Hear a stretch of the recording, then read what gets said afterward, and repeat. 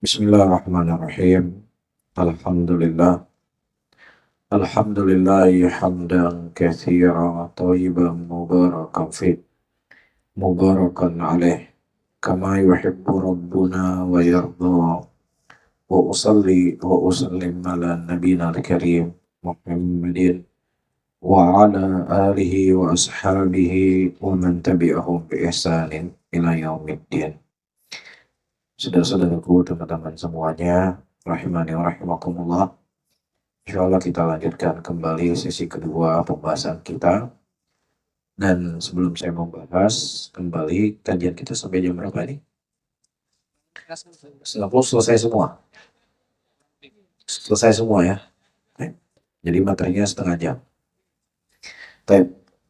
Tadi kita sudah menyebutkan tentang makna dari syahadat Muhammad Rasulullah itu ada 3.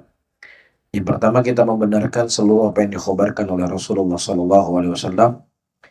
Yang kedua, kita mentaati apa yang beliau perintahkan. Dan ketiga, kita menjauhi seluruh apa yang dilarang oleh Nabi SAW.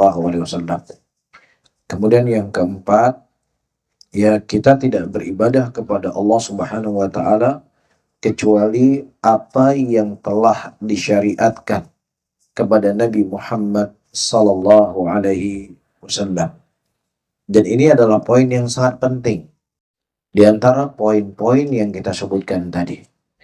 Ya, seseorang ketika dia ingin beramal, ketika dia ingin beribadah, maka yang harus dia cek dulu, yang harus dia teliti dulu, apakah amalan saya ini sesuai tidak dengan apa yang dicontohkan oleh Nabi SAW ataukah tidak?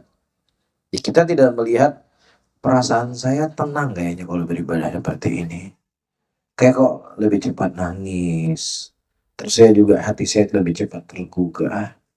Ya, tidak melihat dari sisi ininya.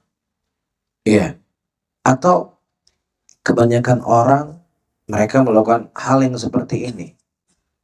Masa orang salah semua, masa kita sendiri yang benar? Itu juga tidak bisa dijadikan sebagai standar sebuah kebenaran. Tapi standar sebuah kebenaran adalah ketika amalan itu ya dilakukan oleh Nabi SAW walaupun tidak ada manusia yang mengamalkannya. Atau segelintir manusia dalam mengamalkannya, tetap itu adalah amalan yang hak, dan yang menyelisih daripada amalan ini adalah amalan yang batil. Makanya Rasulullah SAW menyebutkan dalam hadisnya, man amila amalan, ya barang siapa yang seseorang beramal dengan sebuah amalan yang amalan itu tidak ada contohnya dari kami, maka amalan tersebut tertolak. Ya, jadi dalam sebuah amalan itu tidak juga dilihat dari sisi banyaknya. Ya. Tetapi dilihat wafaqatil sunnah Rasulullah SAW. Saya sebutkan beberapa contoh. Datang sebagian sahabat Rasulullah SAW bertanya kepada istri Rasulullah tentang amalan beliau di rumah beliau. Kemudian disebutkanlah panjangnya sholat malam yang dilakukan oleh Rasulullah. Kemudian setelah mereka mendapatkan penjelasan dari istri Rasulullah, ada yang berkata, kalau memang demikian, saya akan terus-menerus sholat malam, saya tidak tidur. Dan sebagian lagi mengatakan, saya akan terus-menerus berpuasa, saya akan banyak berpuasa. Ada lagi mengatakan, supaya saya lebih fokus dengan ibadah saya, maka saya tidak menikah. Nah, kalau kita timbang dengan timbangan kita, kalau kita melihat dengan kacamata kita, benar nggak amalan orang ini? Dia ingin fokus dengan ibadah. Dia ingin sholat malam yang banyak, dia ingin puasa yang banyak, dia ingin fokus supaya bisa lebih dekat dengan Allah, karena ketika dia menikah akan banyak nafkah yang harus dia keluarkan, akan banyak urusan yang harus dia urus. Ya sudah, dia tidak menikah dan fokus dengan ibadahnya. Nah, kalau kita memandang dengan logika kita bahwasanya amalan itu sebatas banyak, ya maka kita akan benarkan perbuatan ini.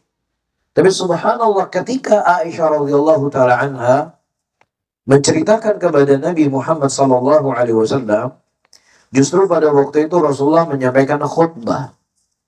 Ya, dan beliau mengatakan, man raghiba an sunnati falaysa minni. Man raghiba an sunnati falaysa minni. Barang siapa yang seseorang benci dengan sunnah. Siapa orang-orang yang benci yang dimaksudkan oleh Nabi? Apakah orang yang mengolok-olok sunnah Nabi? Apakah orang yang mereka malas untuk beribadah? Apakah mereka orang yang malas sholat malam?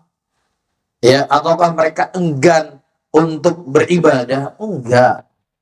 Ternyata orang yang disebutkan oleh Rasulullah, orang yang benci dengan sunnahku adalah orang yang sholat malamnya banyak, puasanya banyak, ibadahnya banyak, sampai dia nggak menikah. Iya, ini menunjukkan kepada kita, ya, ibadah yang seseorang lakukan itu harus jelas. Ya, bukan hanya sebatas banyak. Kisah yang kedua, ketika Salman Al-Farisi radhiyallahu taala anhu mendatangi rumah Abu Darda. Dan kemudian beliau mendapatkan Ummu Darda radhiyallahu taala anha tidak seperti layaknya seorang istri yang bersuami. Ya, compang-camping, nggak mengurusi dirinya. Sehingga ditanya oleh Salman Al-Farisi, "Ya Ummu Darda, kenapa gerangan kau demikian?" Kemudian kata beliau, Abu Darda, beliau sudah tidak butuh lagi dengan dunia. Akhirnya menginaplah beliau di rumah Abu Darda. Ya, sebelumnya di siang hari dihidangkan makanan kepada Salman Al-Farisi. Kemudian kata Salman Al-Farisi, "Ya Abu Darda, ayo kita makan bersama." Kata Abu Darda, "Saya sedang berpuasa." Jadi beliau banyak puasanya. Saking banyak puasanya, beliau tidak sempat mengurusi istrinya. Kemudian kata Salman Al-Farisi, "Kalau kamu tidak makan, saya tidak makan." Akhirnya makanlah Abu Darda. Kemudian di malam harinya, Salman Al-Farisi melihat Abu Darda sholat malam semalam suntuk. Kemudian ditegur oleh Salman Al-Farisi, Abu Darda, istirahat. Dengan salat terus menerus. Akhirnya beliau tidak enak karena ini sahabat beliau, akhirnya beliau tidur. Dan Salman Al-Farisi memprediksi ini Abu Darda akan bangun lagi nanti malam. Dan ternyata benar bangun. Bangun lagi, sholat malam lagi. Jadi beliau sudah merasakan nikmat dan lezatnya ketika ruku dan sujud kepada Allah. Sehingga kenikmatan berhubungan badan itu mungkin sudah tawar. Karena nikmatnya beribadah kepada Allah. Ya, kemudian ditegur lagi oleh Salman Al-Farisi radhiyallahu ta'ala. Keesokan harinya, Salman Al-Farisi radhiyallahu ta'ala mengatakan kepada Abu Darda, "Ya Abu Darda, likulin haqqin haqqah." Ya Abu Darda, segala sesuatu itu ada haknya masing-masing. Allah ada hak untuk kita ibadahi, badan kita ada hak untuk kita beristirahat. Iya, istri kita juga punya hak untuk kita setubuhi, kita layani. Iya, dan kemudian diceritakan kepada Nabi SAW oleh Salman Al-Farisi, dan kemudian Salman Al-Farisi, kemudian Rasulullah membenarkan apa yang dilakukan oleh Salman Al-Farisi kepada Abu Darda radhiyallahu ta'ala. Ini lagi-lagi para hadirin dan hadirat menunjukkan kepada kita bahwasanya ibadah itu bukan hanya banyak, ya, tetapi ibadah itu juga harus diletakkan pada tempatnya. Nah, kalau seandainya, hati-hati ya teman-teman yang suka naik motor-motoran, ya, haram nggak haram, halal, ya, atau panitia-panitia kajian, haram nggak haram, halal. Atau teman-teman yang suka menemani ustadz keluar dakwah, haram nggak haram, halal. Atau teman-teman yang sibuk dengan teman-temannya, haram nggak haram, halal. Ingat, ya, Salman Al-Farisi menegur Abu Darda radhiyallahu ta'ala anhu yang menghabiskan waktunya untuk beribadah sehingga beliau nggak punya waktu untuk istri dan keluarganya. Dan perbuatan itu dibenarkan oleh Nabi SAW Lah bagaimana lagi kalau seandainya kita meninggalkan keluarga kita, sibuk dengan urusan yang sifatnya mubah, bukan sifatnya ibadah. Ya, Islam itu agama yang mengajarkan al-wasitiyah. Islam itu adalah agama yang mengajarkan tengah-tengah. Tidak boleh berlebih-lebihan. Apapun seseorang tidak boleh berlebih-lebihan. Dan itu adalah ajaran dan telah disyariatkan oleh Allah Subhanahu wa taala kepada Nabi kita Muhammad sallallahu alaihi wasallam. Agama yang samaah. Begitu juga ada orang-orang yang semangat untuk bersedekah. Ya, bersedekah itu hal yang baik, hal yang mulia. Ya, hal yang agung yang akan menjadi tabungan kita di hadapan Allah kelak di yaumul qiyamah. Namun ketika dia menginfakkan seluruh hartanya dalam kondisi apalagi dia sakit dan tidak ada yang dia tinggalkan untuk keluarganya, maka ini hal nggak dibolehkan dalam Islam. Ya, ketika Sa'd bin Abi Waqqas radhiyallahu taala anhu sakit dan beliau berkata bahwasanya aku adalah orang yang memiliki harta yang sangat banyak dan kemudian beliau infakkan harta beliau lebih dari sepertiga, dilarang oleh Nabi sallallahu alaihi wasallam. Athuluth kathir. Sepertiga itu sudah cukup banyak. Jadi nggak boleh seseorang yang sakit, yang dia tidak produktif lagi, kemudian dia menginfakkan hartanya lebih dari sepertiga, nggak boleh. Nah, ini ibadah yang itu ada tuntunannya dari Nabi SAW secara asal, kemudian dia berlebih-lebihan, maka itu hal yang terlarang. Apalagi ibadah-ibadah yang memang tidak ada asalnya dalam sunnah Rasulullah SAW, kemudian dia melakukan berlebih-lebihan lagi, maka di sini ada dua sisi negatif. Sisi yang pertama tidak ada asalnya dalam sunnah, sisi yang kedua dia telah berlebih-lebihan dalam perkara apa? Kebidahan. Yang ada asalnya sunnah saja berlebih-lebihan ditegur oleh Nabi SAW. Sehingga poin keempat inilah poin yang sangat penting. Seseorang tidak boleh beribadah kepada Allah Subhanahu wa taala kecuali apa yang telah disyariatkan, ya, atau apa yang telah dicontohkan oleh Nabi kita Muhammad sallallahu alaihi wasallam. Nah, setelah kita mengetahui, para hadirin dan hadirat yang dimuliakan oleh Allah, akan pentingnya kita berpegang teguh di atas sunnah. Pentingnya kita berpegang teguh di atas jalannya Rasulullah sallallahu alaihi wasallam. Dan yang kedua, kita juga ingin cari tahu apa saja hal-hal supaya kita bisa istiqomah di atas sunnahnya Nabi sallallahu alaihi wasallam. Karena ketika ada seorang sahabat bertanya kepada Nabi sallallahu alaihi wasallam tentang sebuah wasiat, Nabi sallallahu alaihi wasallam memberikan wasiat kepadanya, "Qul amantu billah." Ya, Rasulullah mengatakan, berimanlah engkau kepada Allah. Dan lazim daripada iman seseorang kepada Allah, beriman kepada Rasul. Apakah cukup? Nabi tidak mencukupkan nasihatnya sampai beriman kepada Allah, tapi Nabi sallallahu alaihi wasallam mengatakan, "Tsumastaqim." Kemudian kamu mesti istiqomah. Kamu mesti bersabar, berjalan di atas sunnah tersebut. Karena semakin tinggi iman seseorang, semakin tinggi ketaatan seseorang, maka akan semakin besar pula ujian dan cobaan yang akan Allah berikan kepadanya. Ahasiban nas ayyutraku ayyakulu amanna wa hum la yuftanun. Wa laqad fatanna alladhina min qablihim falya'lamanna Allahu alladhina shadaqu wa la'lamanna al-kadhibin. Apakah manusia mereka menyangka mereka akan ditinggalkan begitu saja? Dalam keadaan mereka mengucapkan keimanan? Tidak. Allah akan menguji mereka. Allah akan mencoba mereka. Disitulah Allah yang Maha Tahu akan melihat siapa di antara orang yang jujur dengan keimanannya dan siapa pula yang bohong dengan keimanannya. Jadi kapan penyaringannya? Ini saya beriman sama Allah nih, saya beriman kepada Rasul. Saya cinta sama Allah, saya cinta kepada Rasul. Saya ingin mengikuti sunnah Nabi. Iya. Kalau kita sudah memproklamirkan apa yang kita ucapkan tadi, maka siap-siap kamu akan diuji. Siap-siap kamu akan dicoba.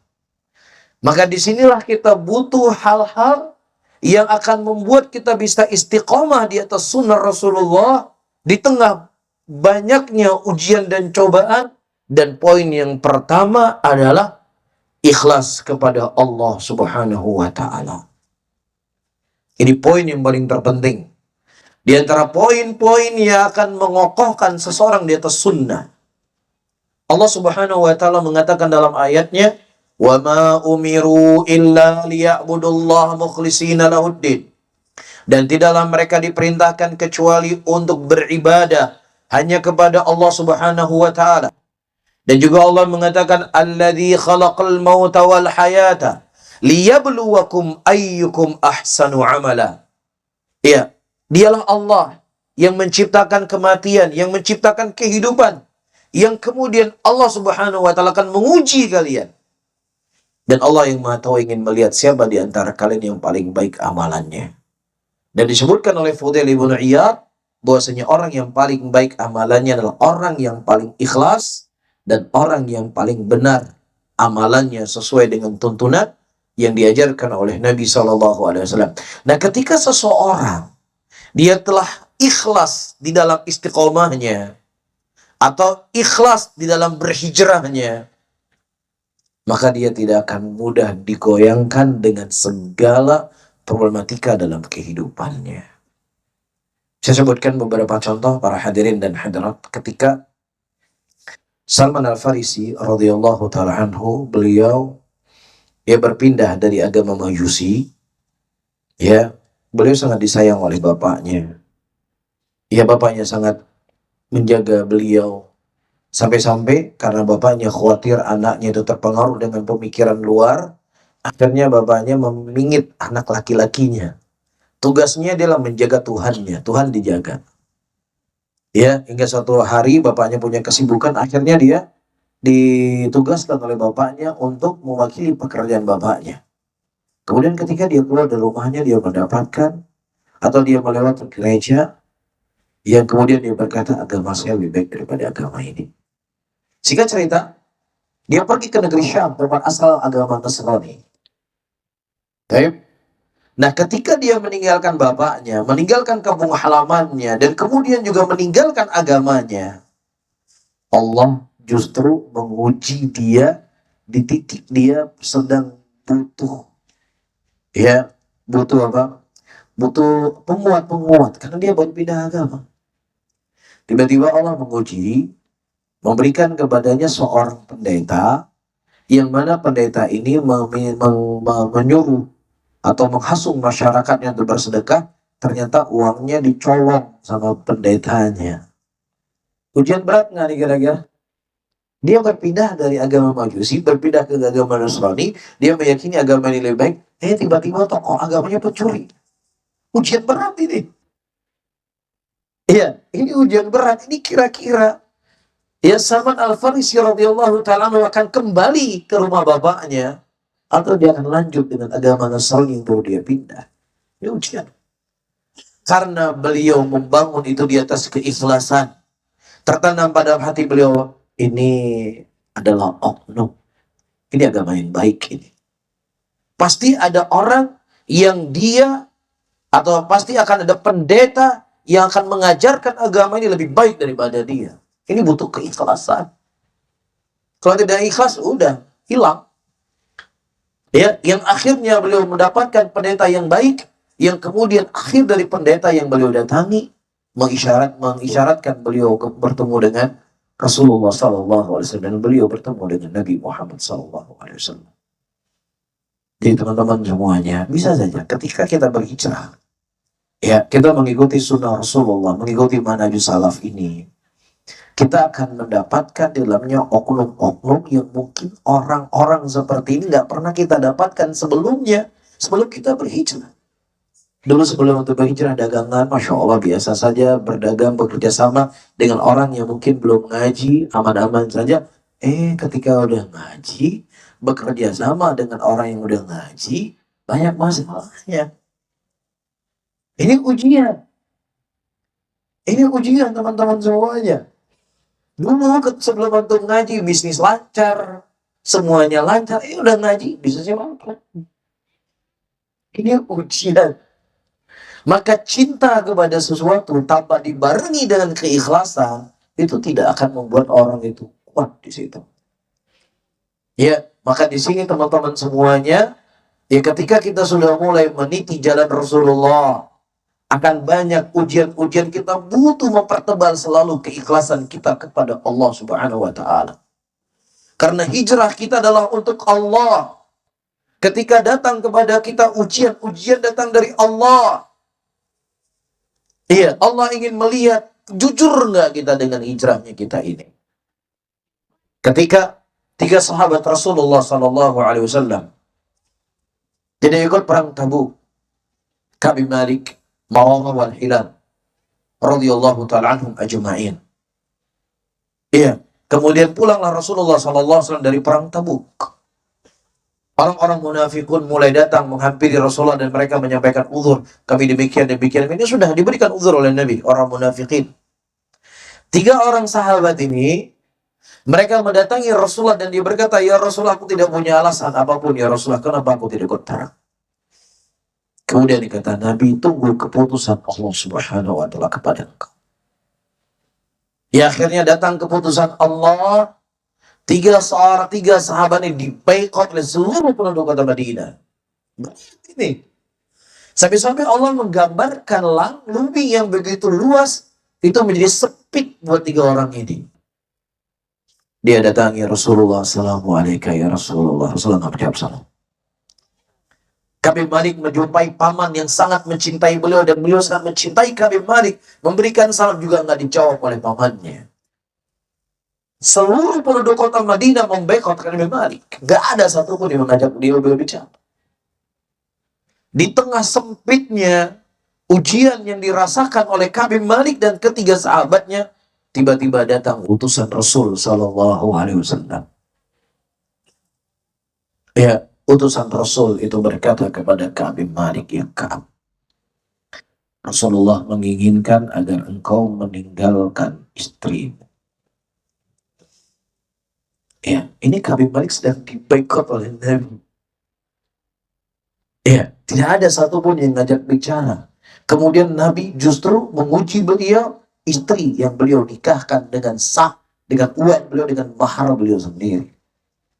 Gak ada. Ka'b bin Malik berkata, apa urusannya Rasulullah dengan kehidupan pribadi saya? Kalau boikot saya, silakan boikot saya. Silakan, gak ada masalah. Tapi jangan masuk-masuk urusan pribadi rumah tangga saya. Gak keluar demikian dari mulut Ka'b bin Malik. Tapi justru beliau berkata, radhiyallahu ta'ala anhu, Nabi menginginkan saya untuk mencerai istri saya, atau Nabi menginginkan saya untuk meninggalkan sesama istri saya. Kalau seandainya Rasulullah menginginkan saya mencerai istri saya, ceraikan dia. Subhanallah. Kejujuran, keikhlasan. Ya, Ka'b bin Malik di dalam mengikuti sunnah Nabi Muhammad SAW, walaupun perasaan beliau hancur, tapi ini konsekuensi saya sebagai seorang muslim. Konsekuensi saya sebagai orang yang mengikuti Nabi SAW. Tidak ada rasa benci sedikit pun kepada Rasul SAW.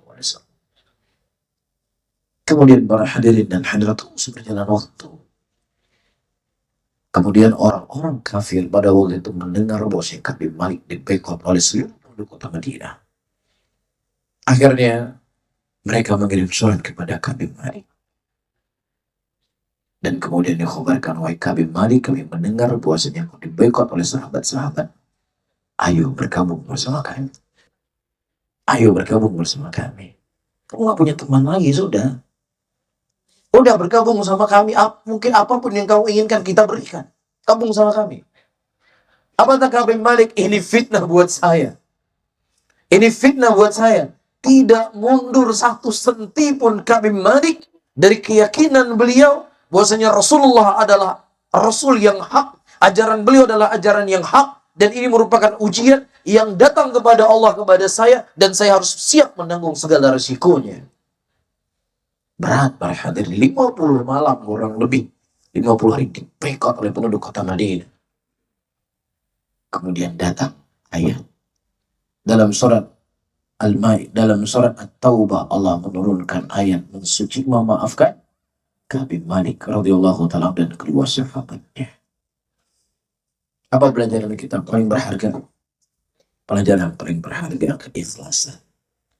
adalah poin penting di dalam kita berpegang teguh di atas sunnah Rasulullah SAW. Kejujuran kita di dalam berhijrah, kejujuran kita mencintai Allah, ini kunci yang paling terbesar kita bisa istiqomah di atas sunnah Nabi Muhammad SAW. Kemudian yang kedua, kata Syekh, poin yang kedua adalah kuatnya seseorang berpegang teguh di atas sunnah Nabi. Semakin kuat seseorang mengikuti sunnah Rasulullah, maka semakin kuat, semakin besar pula keselamatan yang akan Allah Subhanahu wa Ta'ala berikan kepadanya.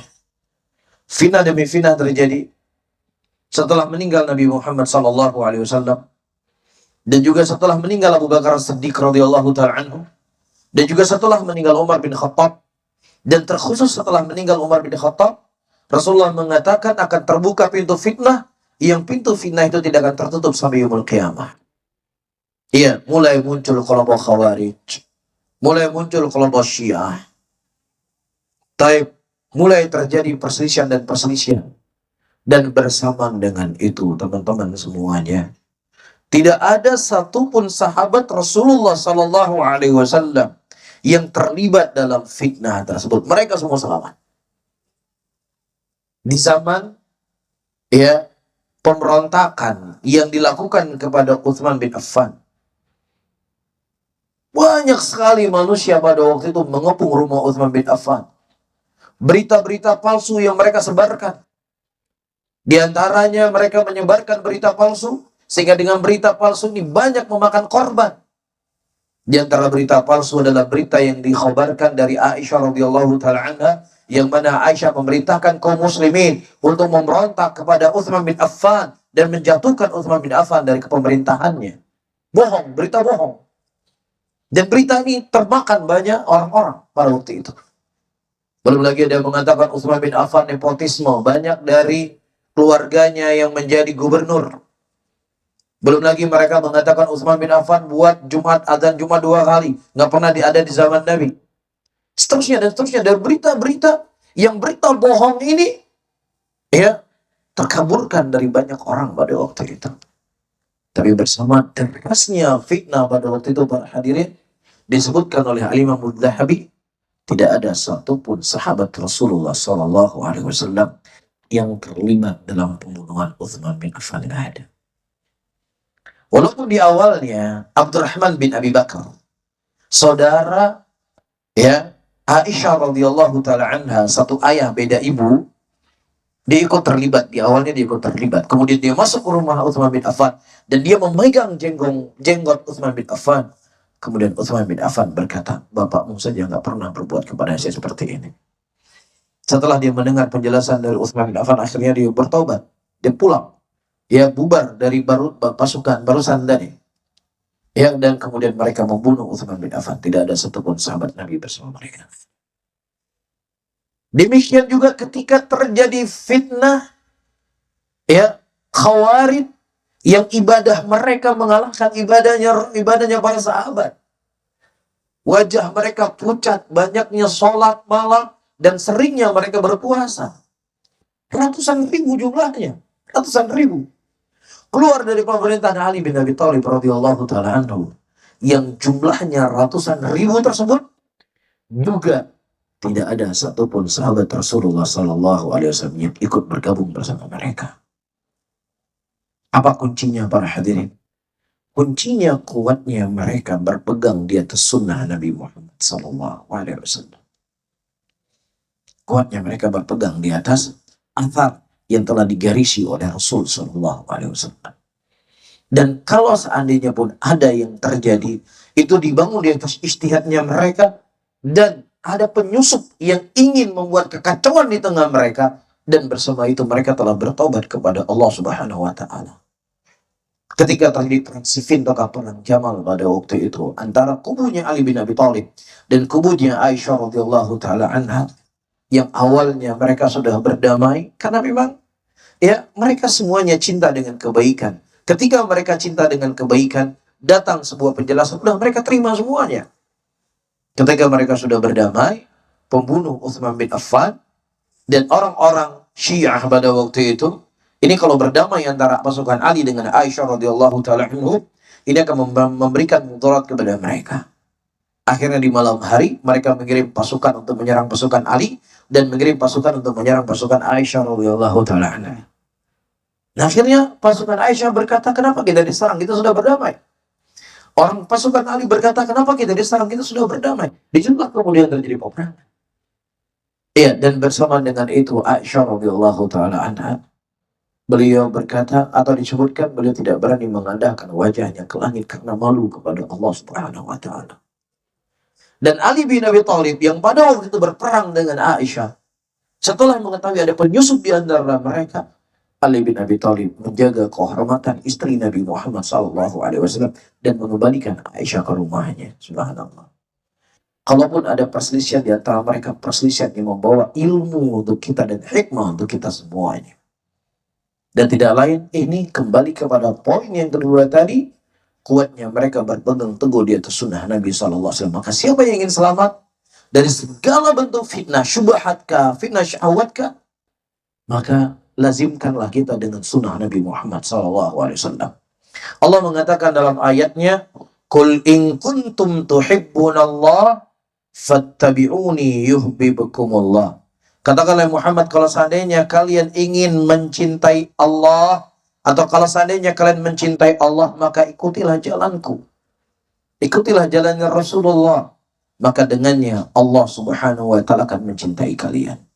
Dan juga Nabi berkata, Man amila amalan laisa alai amruna fahuwa raddun. Barang siapa yang seorang beramal dengan sebuah amalan, yang amalan itu tidak ada contohnya dari amalan kami, maka amalan tersebut tertolak. Kata Nabi SAW. Tapi kemudian yang ketiga, waktu kita sempit, para hadirin dan hadirat. Perkara yang ketiga, di antara hal-hal yang akan membuat kita bisa istiqamah di jalan Allah adalah tafaqquh bi kitabillahi subhanahu wa ta'ala. Kita mesti rajin-rajin untuk belajar. Rajin untuk menuntut ilmu agama. Ini di antara poin terpenting agar seseorang itu bisa istiqomah di jalan Allah. Dan menuntut ilmu agama juga, teman-teman semuanya, itu harus ada metode yang benar. Ya, jangan sampai orang-orang yang ngaji 10 tahun yang lalu, yang ngaji 15 tahun yang lalu, nggak kelihatan lagi di sini. Yang ada yang baru-baru ngaji 2 tahun yang lalu. Berarti kalau seandainya umur kita panjang 8 tahun lagi, berarti kita juga termasuk dari orang-orang yang sudah hilang di majelis ilmu. Nah, ini jangan sampai, teman-teman semuanya. Kenapa saya katakan jangan sampai? Ini merupakan poin yang ketiga di antara poin-poin yang terpenting agar seseorang itu bisa istiqomah di jalan Allah. Terlebih banyaknya syubhat dan syahwat yang kalau zaman dahulu mereka untuk mendengar syubhat, mereka harus pergi ke masjidnya, pergi ke tempat perkumpulannya. Tapi hari ini, ya, di kamar kita itu bisa masuk syubhat melalui HP kita. Yang tadinya nggak niat untuk dengar. Cuman karena viewersnya itu ada 3 juta. Like-nya ada 100.000. Komentarnya 10.000, penasaran. Apa sih yang dibahas? Mulai klik. Awalnya mulai masih benci. Mulai dengar lagi. Loh, dia kok ada ucapan Bukhari juga ya? Oh, dia kok menukilkan ucapan Al-Hafidz Ibnu Hajar juga ya? Loh, dia kok juga mendatangkan Syekh bin Baz? Wah, kita nggak boleh taklid. Kita nggak boleh asobiyah. Kita harus membuka hati kita. Akhirnya apa? Dengar. Kemudian cinta. Padahal isinya adalah syubhat. Padahal isinya adalah sesuatu yang dibungkus seakan-akan itulah sebuah kebenaran. Kemudian terseret dia. Apalagi dia nggak punya bekal di dalam ilmu. Oleh karena itu, teman-teman semuanya, para ulama, mereka menggambarkan tentang indah dan manisnya ilmu. Ya, seperti disebutkan oleh Syekh Muqbil rahimahullah, guru-gurunya guru kami Syekh Muqbil, beliau itu punya murid ribuan orang dan muridnya itu gratis makannya. Anda bisa bayangkan bagaimana beban yang ada di kepala beliau. Belum lagi masalah A, masalah B, masalah C, masalah D, begitu banyak masalah.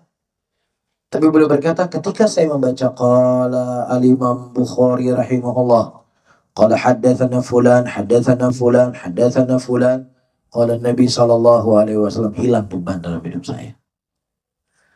Ya, jadi ilmu yang mereka pelajari, ilmu yang mereka baca membuat beban hidup. Kalau kita ikut kajian menambah beban hidup, mereka tidak.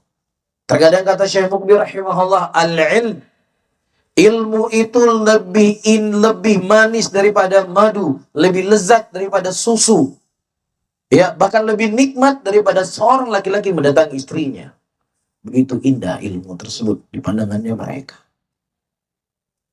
Kenapa para hadirin? Karena ilmu itu telah mendarah daging. Benar cara mereka belajar, benar cara mereka menuntut ilmunya.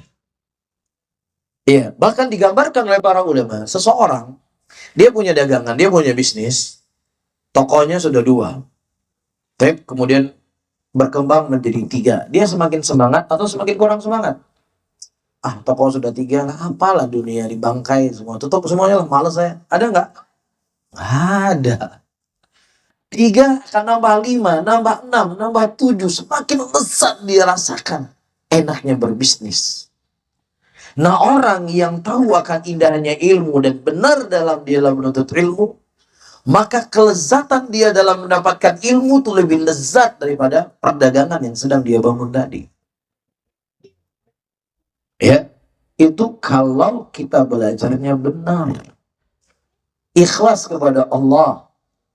Ya, dan bagaimana cara metodenya, teman-teman? Kalau antum fokusnya hanya kajian umum, yang terkadang kajian umum itu kan pembahasan berulang-ulang, karena memang kajian umum, penyemangat dan sebagainya, sehingga terkadang ada kejenuhan manusia di situ. Tapi kita butuh membahas buku-buku para ulama. Ya, antum akan ada sesuatu yang baru terus-menerus. Antum belajar silsilah bahasa Arab. Ya, hari ini kita belajar tentang apa itu isim, tanda-tanda isim. Ya, insya Allah besok kita akan masuk kepada tanda-tanda fi'il. Makin penasaran. Setelah tanda-tanda fi'il, nanti kita akan bahas tanda-tanda huruf. Wah, semakin penasaran lagi. Lah bagaimana kemudian kalimat-kalimat ini, kata-kata ini kita rangkai dalam sebuah kalimat dalam bahasa Arab. Makin penasaran lagi. Jadi dia nggak pernah jenuh untuk hadir di majelis ilmu. Akan ada sesuatu yang baru. Begitu juga ketika dia mempelajari bab fikih. Dia membahas tentang pembagian-pembagian air. Wah, besok akan membahas ini masalah wudhu. Bagaimana wudhu? Setelah dia bahas wudhu, kita akan membahas lagi pembatal-pembatal wudhu. Apa saja membatalkan wudhu? Ada hal yang baru terus-menerus. Ya, ada sesuatu yang dia terus penasaran, yang dia cari tahu. Begitu juga ketika dia belajar akidah. Dia belajar tauhid. Wah, ini ada kelompok yang bernama Jahmiyah. Pemikirannya seperti ini. Besok kita bahas masalah Mu'tazilah. Apalagi Mu'tazilah. Jadi ada terus-menerus sesuatu yang baru. Makanya orang-orang yang insya Allah dia fokus dengan pembahasan kitab. Ya, fokus dengan mengikuti kurikulum. Dalam dia belajar dan menuntut ilmu, walaupun dia sudah ngaji 10 tahun yang lalu, dia nggak akan hilang dari majelis ilmu. Ya, jadi teman-teman, semangat menuntut ilmu, tapi kesemangatan itu harus benar arahnya antum. Arah yang paling terbaik dalam belajar, antum ikut kurikulum bahasa Arabnya, nahwunya, akidahnya, fikihnya, hadisnya.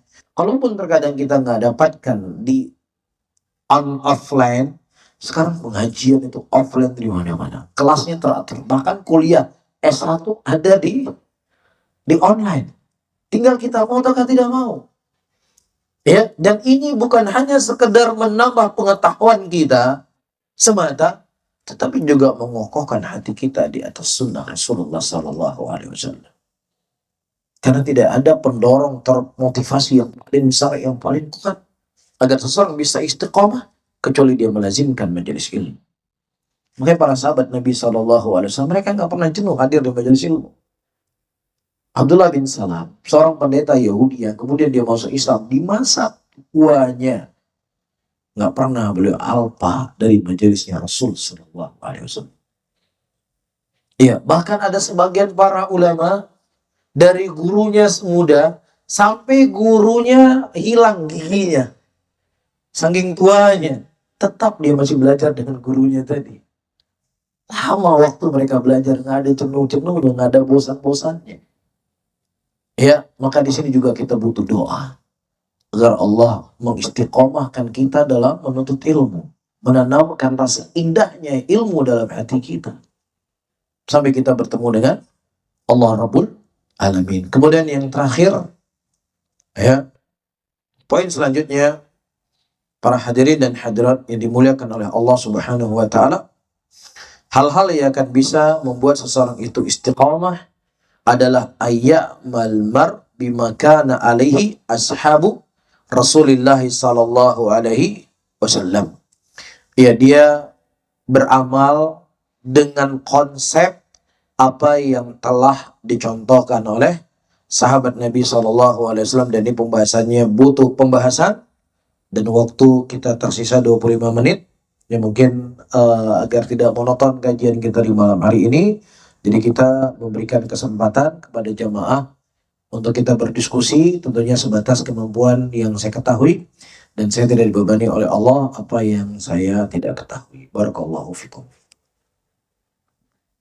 Baiklah, kami ucapkan syukron jazakallahu khairan barakallahu fik ya Ustadz. Ayo. Untuk selanjutnya kami beri kesempatan kepada 3 ikhwan untuk bertanya kepada Al Ustadz, dan selanjutnya 3 kesempatan berikutnya untuk akhwat, juga 3 penanya. Setelah itu nanti ada 3 pertanyaan dari Al Ustadz, dan bagi yang bisa menjawab akan disediakan souvenir menarik dari panitia. Barakallahu fikum. Silahkan bagi para ikhwan untuk bertanya. Evan, fadhil.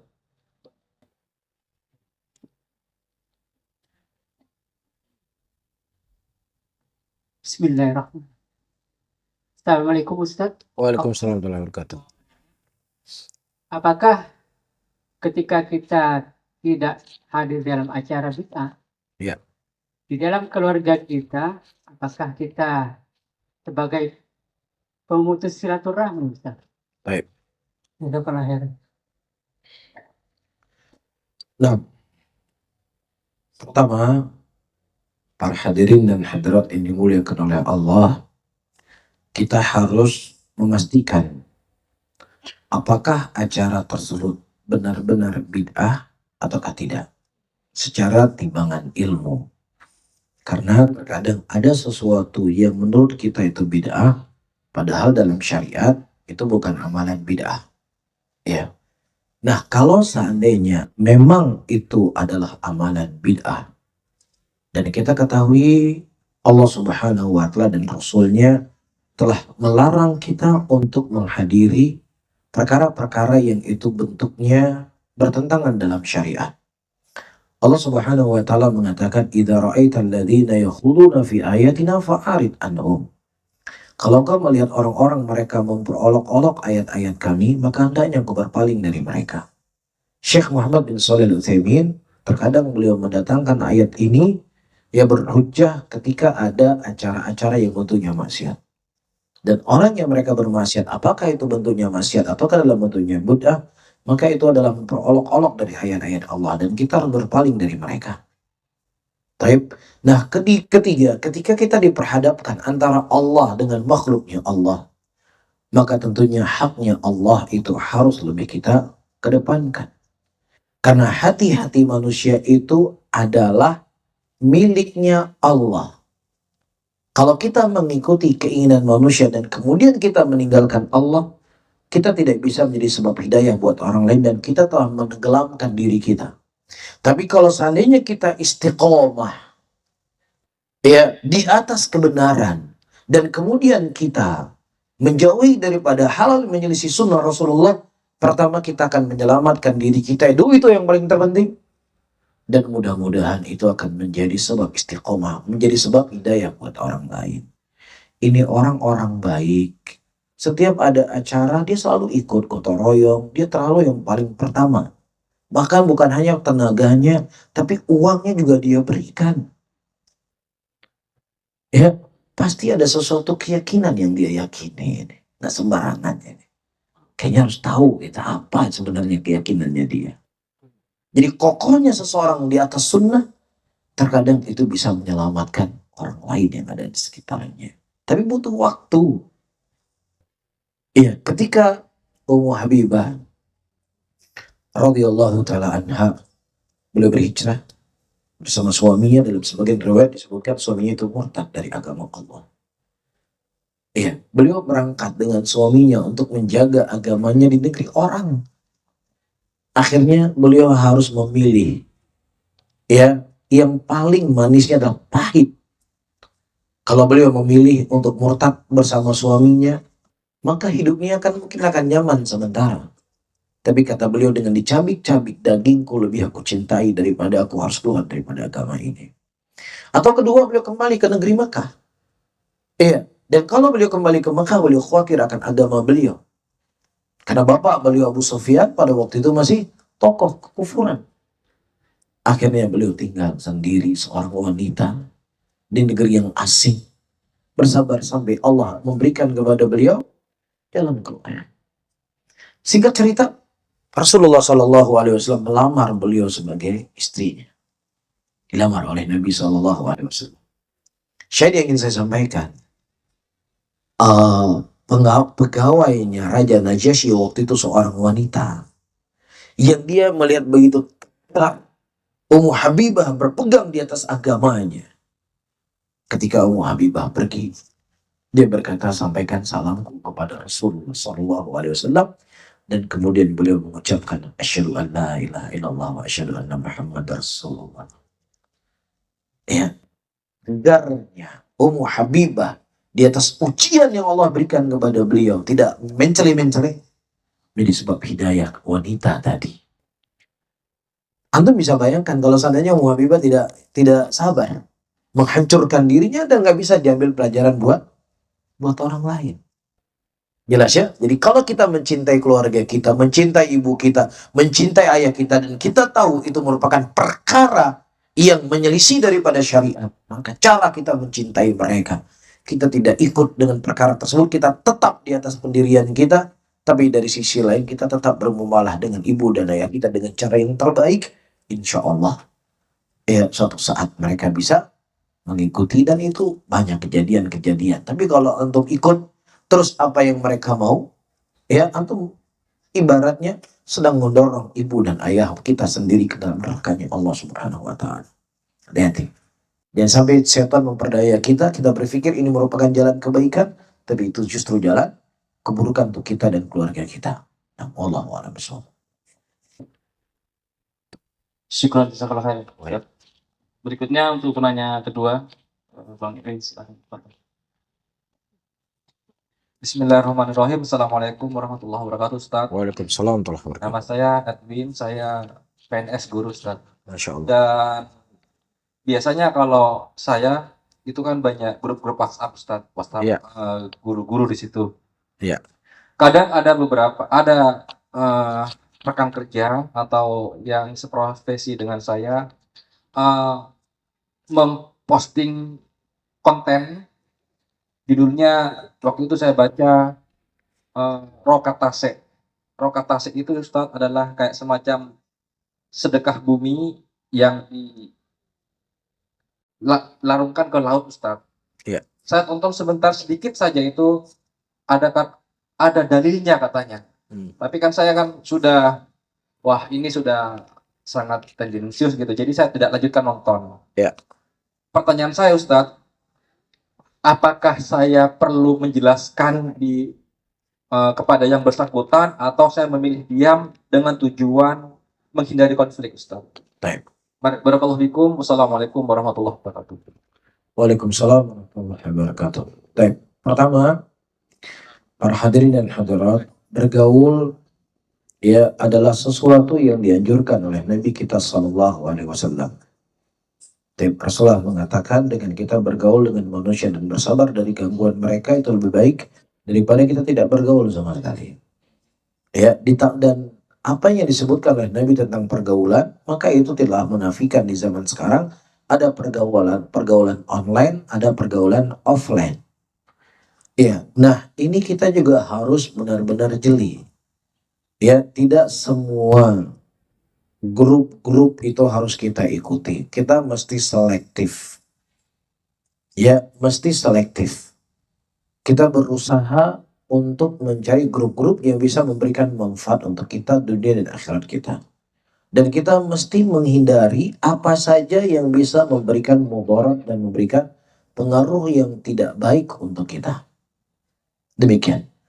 Ya, kemudian kalau kita secara offline tetap menyapa dia, bertanya khobar dan lain sebagainya, dan kemudian kita keluar dari grup, maka ini juga insya Allah pandangan orang tidak akan jelek. Dan kalau seandainya pun nggak mungkin, sekarang kan ada grup-grup WA yang kita bisa arsipkan. Dan kita tetap di grup itu, cuman dia nggak kelihatan, nggak pernah lihat masuk keluar, nggak pernah terlihat. Kalau memang itu bukan grup-grup yang bermanfaat untuk dunia dan akhirat kita, bahkan justru akan memberikan mudarat dalam kehidupan kita. Ini yang kedua. Yang ketiga, kalau memang itu adalah grup yang bermanfaat dan kemudian mungkin teman kita ini salah faham atau keliru dan lain sebagainya, kita melihat kondisi. Ada orang-orang yang mereka memang sebenarnya cinta kepada kebaikan. Cinta kepada kebaikan. Cuman kadang dia nggak tahu jalan kebaikan tersebut, maka kita ingatkan, kita terangkan, kita jelaskan. Tapi ada model-model orang yang memang sengaja membuat keributan, ingin ini tahu nih, ini ada si fulan nih, dia ngaji sama sana ini. Sengaja dikirim video itu untuk cari perdebatan. Iya, kalaupun kita menerangkan dan menjelaskan kepadanya, dia nggak akan terima. Yang ada perdebatan yang membuat hati kita sakit, maka Allah telah memerintahkan kepada kita, idza khatabahumul jahilun qalu salama. Kalau seandainya ada orang jahil yang mengajak berbicara kepadamu, ucapkan selamat tinggal. Ya, dan sebagian para ulama salaf mengatakan al-jawab anil jahil as-sukut anhu. Jawaban kepada orang-orang jahil yang memang suka berdebat dengan kita diam, itu sudah cukup jawaban untuk mereka. Karena memang ada orang-orang yang suka pengangguran, ingin cari lawan supaya berdebat. Iya, itu dari pagi terkadang ya komentarnya itu sampai malam kadang-kadang. Iya, saya pernah bertanya dengan seseorang yang suka berdebat-debat ini. Kadang-kadang kan syaitan menggiring kita itu membela kebenaran, menerangkan kebenaran, membungkam kebatilan. Iya betul, cuman kan ada caranya, ada jalannya, ada jalurnya. Saya bertanya, kamu semenjak suka berdebat-debat ini, kira-kira masih ada syahwat nggak sama istri? Berkurang katanya. Ini sudah mudarat satu, dia bilang. Itu saya sudah mudarat buat kamu. Sesuatu yang halal, yang dihalalkan oleh Allah dan itu mau jadi ibadah, engkau telah tinggalkan. Dengan sesuatu yang kemampuan ilmu kamu juga minim dan perdebatan kesana kemari yang ada orang semakin mencela Al-Quran dan semakin mencela sunnah Rasulullah. Itu diantara faidahnya. Agar kita tidak berbicara, tidak mengompet atau tidak mengomentari orang-orang jahil. Karena terkadang dia berbicara seenaknya kepada Rasul, berbicara seenaknya kepada Al-Quran, berbicara seenaknya kepada dalil. Karena apa? Ya namanya tadi hawa nafsu, karena kebodohan tadi. Jelas ya? Jadi kita mesti melihat kalau memang ada orang perlu kita nasihati. Kalau memang tidak perlu, ya nggak perlu untuk kita ingatkan. Nah, kita cukup diam dan tidak memudaratkan kita dengan diamnya kita. Karena memang itu adalah orang yang memang ingin berdebat. Cuman sisi dorornya ayyuhal ikhwah, ketika kita berada di grup tersebut, kemudian kita dianggap memang orang punya ilmu lah ya, tetapi kita tidak membantah. Nah terkadang orang berpikir, oh ini kayaknya benar si fulan nggak bantah tuh.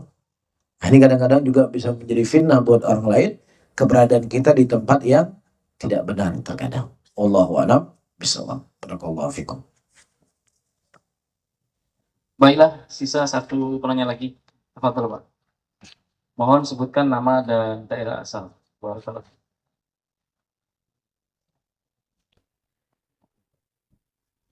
Baik, Assalamualaikum warahmatullahi wabarakatuh. Waalaikumsalam warahmatullahi Nama Zainal dari Sampang, Ustaz. Masya Allah. Pertanyaan pertama, kaitannya dengan akidah. Iya. Itu akidah khilaf. Baik. Apakah dalam akidah itu ada khilaf? Baik. Lebih tepatnya pada kaitannya dengan pemahaman asma wa sifat. Iya. Ada 20 sifat wajib, muhal dan sebagainya. Baik. Yang kedua, kaitannya dengan posisi kita sebagai thalib, sebagai penuntut ilmu yang tentunya waktu kami ini tidak banyak karena usia sudah di atas 40. Masya Allah. Mendengar seperti ini sudah alhamdulillah. Ya, jadi mungkin nanti anak-anak kita lah yang akan lebih baik dari kita dengan kita teguhkan dalam ilmu-ilmu sunnah. Karena syubhatnya luar biasa, ya terutama kami di Madura. Pertama, banyak hadis maudhu yang sudah luar biasa diajarkan di pesantren-pesantren, dhaif dan maudhu. Padahal tadi dikatakan bahwa as-sunnah ma'udhifa dan Nabi SAW min qawlin fi'lin aw taqiyyin. Nah, kira-kira apa motivasi munculnya hadis-hadis maudhu seperti itu? Taib. Masya Allah. Dan yang terakhir Ustaz, Yang terakhir. yang saya alami sendiri, karena saya sebagai guru dan walaupun bukan guru agama tapi banyak komunikasi dengan guru-guru agama, banyak syubhat kaitannya dengan penegakan sunnah, diantaranya ketika dipahami man amila amalan laysa alaihi amruna fahuwa raddun, hadis ayat itu dipahami laisa fi amruna bermakna laisa fihi aslan, sehingga kalau masih ada asalnya huwa min amrina, sehingga tidak mardud. Bagaimana Ustaz memahami seperti itu? Termasuk ketika tidak semua yang dilarang oleh Rasulullah, tidak semua yang ditinggalkan oleh Rasulullah itu ya tidak boleh kita lakukan, karena hadis ayatnya ma'atakum rasul fakhudhu wa ma nahakum anhu fantahu. Baik. Itu Ustaz. Baik. Assalamualaikum warahmatullahi wabarakatuh. Waalaikumsalam warahmatullahi wabarakatuh. Pertama, para hadirin dan hadirat yang dimuliakan oleh Allah, apakah para salaf kita terdahulu mereka berselisih tentang masalah akidah? Ataukah mereka sepakat seluruhnya tentang masalah akidah dan terkhusus pembahasan al-asma wa sifat? Di sini saya nukilkan ucapan Abu Mudhafir As-Sam'ani rahimahullah yang wafat pada tahun 489 Hijriah. Dan beliau termasuk dari ulama-ulama Syafi'iyah. Termasuk dari ulama Syafi'iyah. Beliau berkata, "Wa mimma yadullu ala anna ala al-hadithi ala al-haqqi annaka law tala'ta jami'a kutubihim al-musannafah min awaliha ila akhiriha qadimiha wa hadithiha wajadtaha ma ikhtilafi buldanihim wa zamanihim wa taba'uda ma bainahum fid diyar wa sakunu kullu wahidin minhum qatran min al-aqtar fi bayan al-i'tiqad ala watiratin wahidatin wa nimtin wahidin." Kata beliau, dari hal yang menunjukkan bahwasanya ahlul hadis mereka berada di atas kebenaran. Kalau seandainya engkau menelaah semua dari buku-buku mereka, dari awal sampai akhir, dari ulama yang terdahulu dan ulama hari ini di tahun 300-an Hijriah, ya, maka engkau mendapatkan bersamaan dengan berbedanya negeri mereka dan waktu mereka hidup berbeda dan jauhnya tempat tinggal mereka, ya, akan tetapi seakan-akan ada satu orang juru bicara yang berbicara tentang akidah tersebut. Tidak ada sesuatu yang berselisih sama sekali. Iya, kita membaca bukunya Al-Imam Al-Muzani tentang istiwanya Allah sama persis seperti apa yang kita baca dari penjelasan Syekhul Islam yang hidup 600 Hijriah. Begitu juga sama persis seperti pembahasan Syekh bin Baz rahimahullah yang wafat di tahun 2000-an. Gak ada sisi perbedaan sama sekali. Dan ini menunjukkan kepada kita dari penjelasan As-Sam'ani bahwasanya para salaf itu tidak pernah berselisih dalam masalah aqaid. Dan kalaupun ada perselisihan yang terjadi di antara mereka, maka itu kebanyakannya adalah khilaf yang sifatnya lafzi, bukan sifatnya maknawi. Saya sebutkan contoh. Kita yakini bersama bahwasannya neraka itu akan abadi selama-lamanya, tidak fana. Itu adalah keyakinan Ahlussunnati wal Jamaah. Ternukilkan dari sebagian sahabat bahwasanya mereka mengatakan neraka itu fana. Neraka itu hilang, lenyap. Taib. Sebagian riwayatnya sahih dari sahabat dan sebagian riwayatnya tidak sahih dari sahabat Nabi. Dan yang menganggap dan riwayat yang sahih dari sahabat Nabi yang mereka maksudkan neraka fana adalah neraka bagi kalangan muwahhidin, di mana seseorang yang mereka punya iman sebesar biji dzarrah dibakar dalam neraka, kemudian akan ada saatnya mereka akan ditarik oleh Allah Subhanahu wa taala kembali ke dalam surga. Maka ketika Allah menyembelih di antara surga dan neraka seekor kibas, yang dalam neraka akan kekal selama-lamanya dan dalam surga akan kekal selama-lamanya, maka maksudnya mereka adalah neraka bagi orang-orang yang bertauhid, sudah tidak lagi orang yang bertauhid di sana. Adapun neraka bagi kafirin, munafikin, maka terus-menerus akan ada. Jadi perselisihan mereka itu perselisihan dalam masalah lafaz saja, tidak kembali kepada makna. Lah bagaimana dengan terjadi perang Siffin, perang Jamal? Ya sampai ada yang terbunuh. Maka kita mengatakan, tidak ada satupun dari sahabat Rasulullah yang meyakini bahwasannya pembunuh Utsman adalah pahlawan mujahid, tidak ada.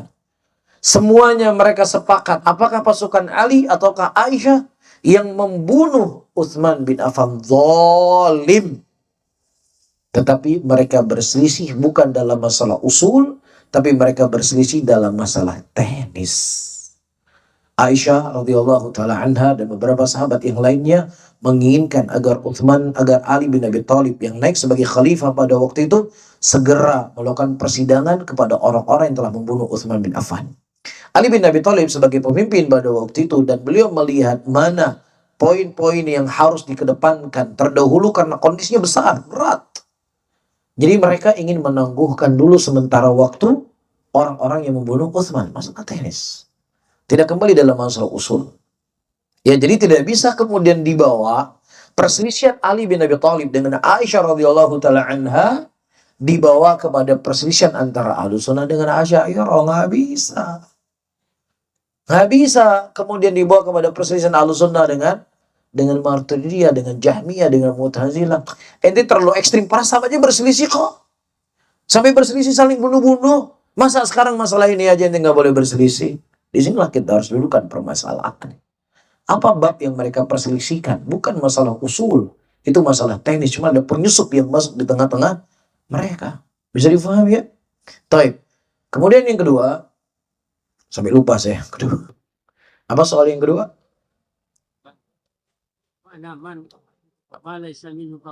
Taib. Para hadirin dan hadirat, kita tidak memungkiri bahwasannya tidaklah semua yang tidak ada di zaman Nabi Shallallahu Alaihi Wasallam itu tidak boleh kita lakukan. Tidak demikian pemahamannya.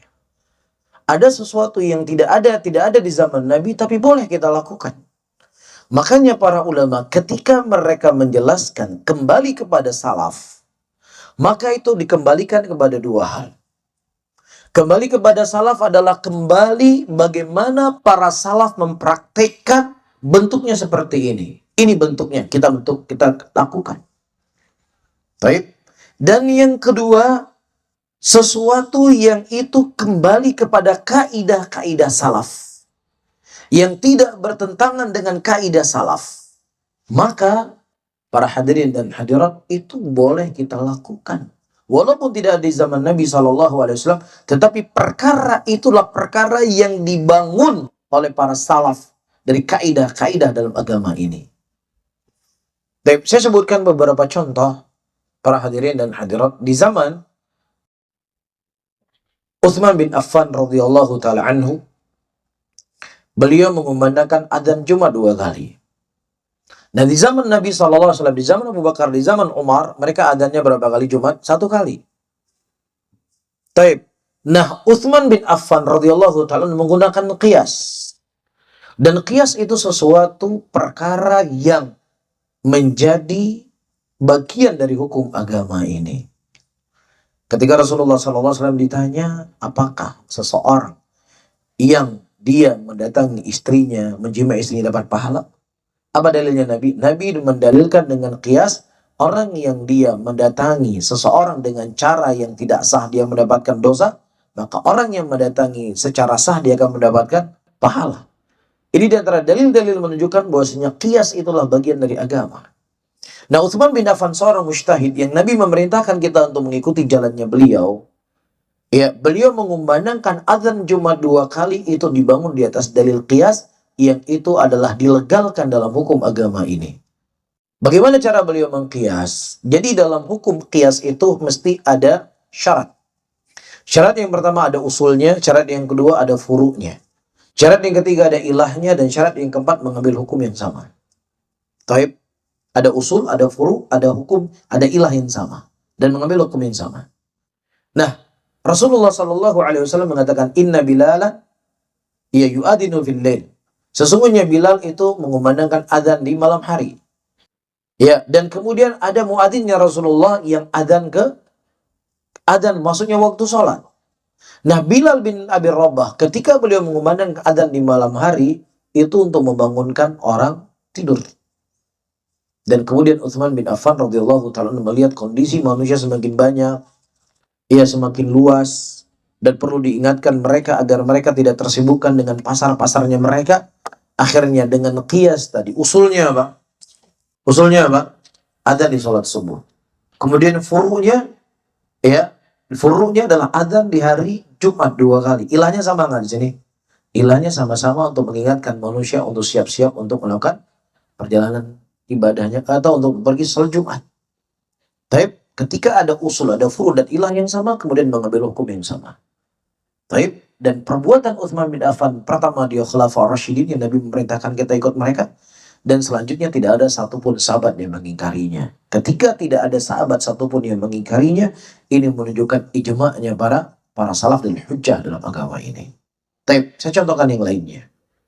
Ketika terjadi COVID di tahun 2000 sampai 2022 ya, kita mendapatkan sebagian para ulama kita, Syekh Shalih Fauzan dan yang lainnya, berfatwa untuk merenggangkan sholat. Ya, boleh ke masjid, tapi renggangan sholatnya. Apakah ada di zaman salaf? Ketika terjadi wabah, mereka merenggangkan sholatnya? Taib, ini yang pertama, yang perlu kita ketahui. Kalau seandainya pun tidak ada di zaman salaf, maka kita bertanya yang kedua, apakah ada kaidah-kaidah salaf yang mesti kita terapkan yang kemudian kita harus renggang dalam sholat kita? Ada kaidah dan kaidah salaf. Apa kaidah yang disepakati oleh para ulama salaf? La darra wa la dirar. Jangan kamu mudaratkan dirimu dan jangan mudaratkan orang lain. Ini kaidah ma'rufah di sisi para salaf. Dan kaidah yang kedua adalah ucapan Nabi, antum a'lamu bi umur dunyakum. Kalian lebih tahu tentang urusan dunia kalian, serahkan sesuatu itu pada ahlinya. Baik, serahkan sesuatu pada ahlinya. Ahli berkata bahwasannya virus corona, penyebarannya itu melalui udara dengan sekian jarak itu bisa terkena kita. Bisa terkena. Dan ini kamu mudaratkan orang tersebut. Iya, maka untuk menerapkan kaidah para salaf, tidak boleh memudaratkan dirinya dan tidak boleh memudaratkan orang lain, maka direnggangkan sholatnya tadi. Iya, tidak ada di zaman salaf, kita anggaplah bisa nggak ada di zaman salaf, tapi kaidah-kaidah salaf berlaku di situ. Kaidah-kaidah salaf berlaku di perkara tersebut. Maka Syekh Shalih Fauzan dan para ulama yang lainnya, mereka berfatwa boleh untuk meregangkan salaf karena memang mereka memahami kembali kepada salaf adalah kembali bagaimana salaf mempraktekkan dan kembali bagaimana kaidah-kaidah yang telah disepakati oleh para ulama salaf perkara tersebut. Tapi kalau kita misalnya nggak ada di zaman salaf, nggak boleh kita praktekkan sama sekali. Lah gimana orang buka pesantren ada kurikulum setahun, 2 tahun, 3 tahun dan seterusnya? Ada di zaman salaf pesantren. Ya, tetapi itu kaidah-kaidah untuk menjaga agama. Ya, kaidah-kaidah untuk menyebarkan ilmu. Ya, tentunya bukan saya ya yang menentukan hukum, tetapi saya berbicara di sini karena memang ada pendapat dan qaul ulama yang menerangkan demikian.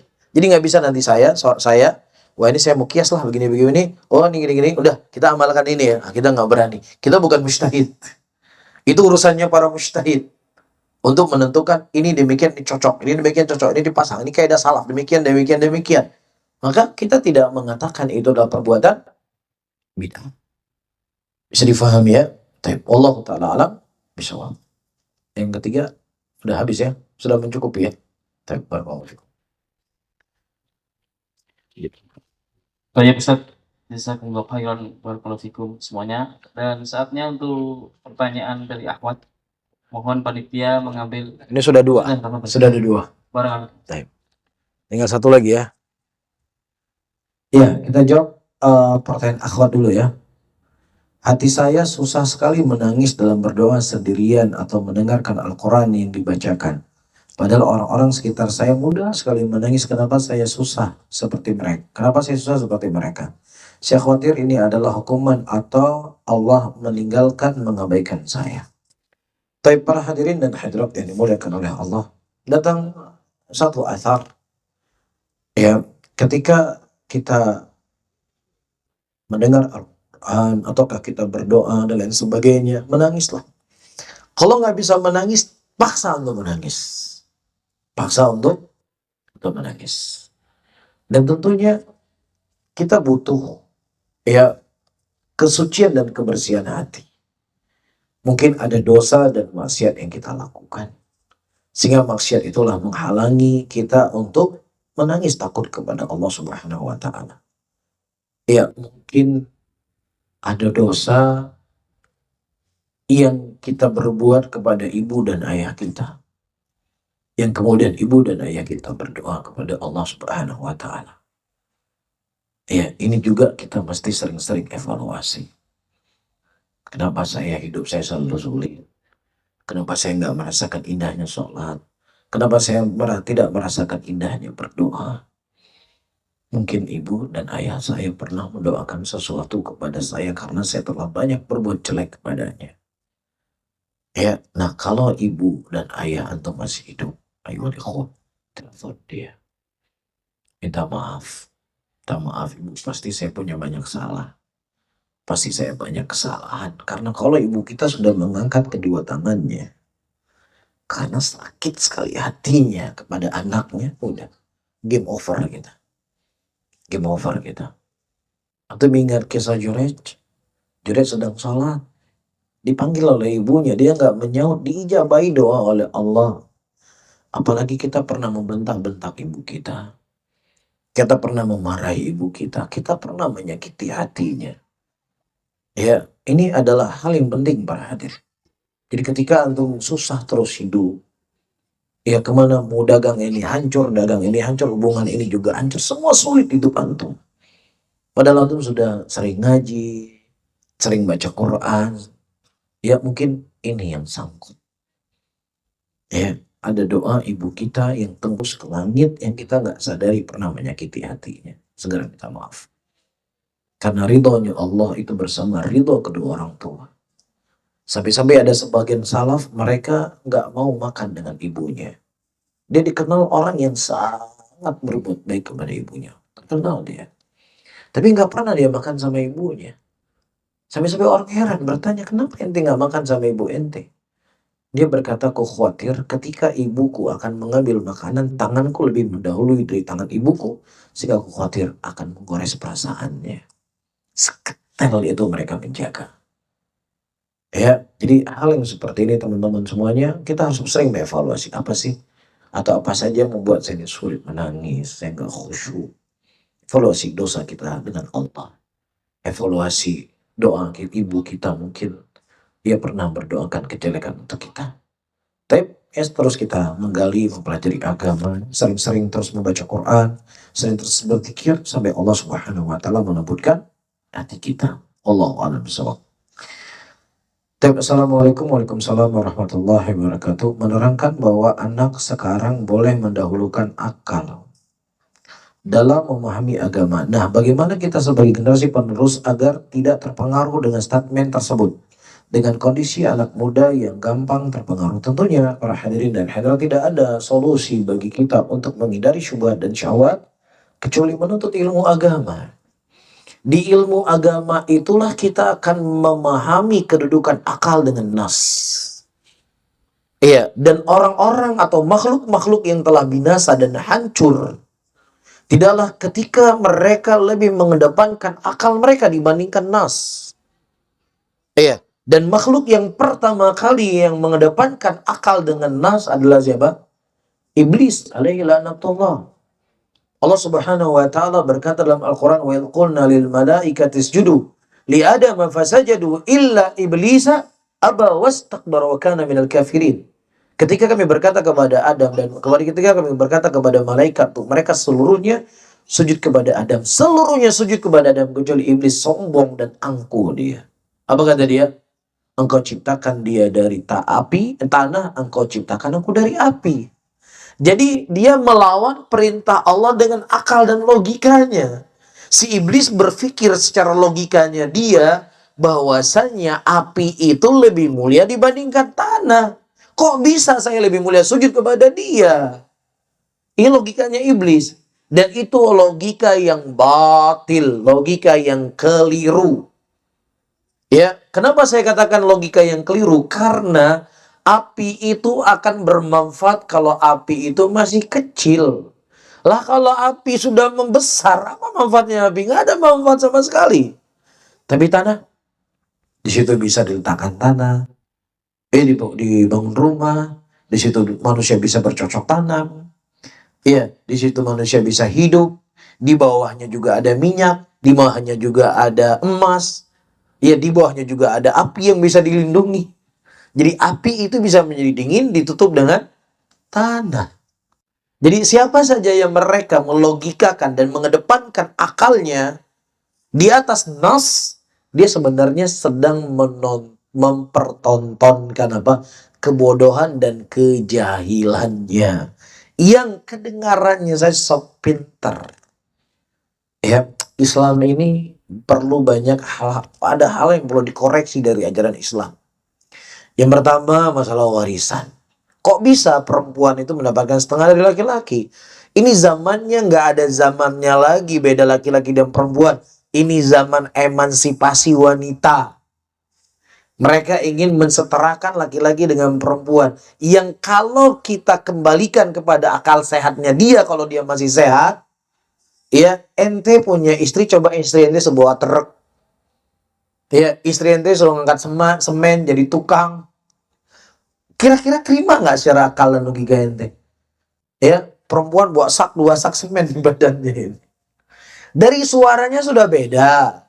Perasaannya saja sudah beda, betul nggak? Betul nggak? Ini antum misalnya dibekali Tupperware, ya isi makanan, minuman, dan lain sebagainya. Tupperware-nya paling dia suka. Kita laki-laki hilang biasa kan? Beli lagi nanti kan?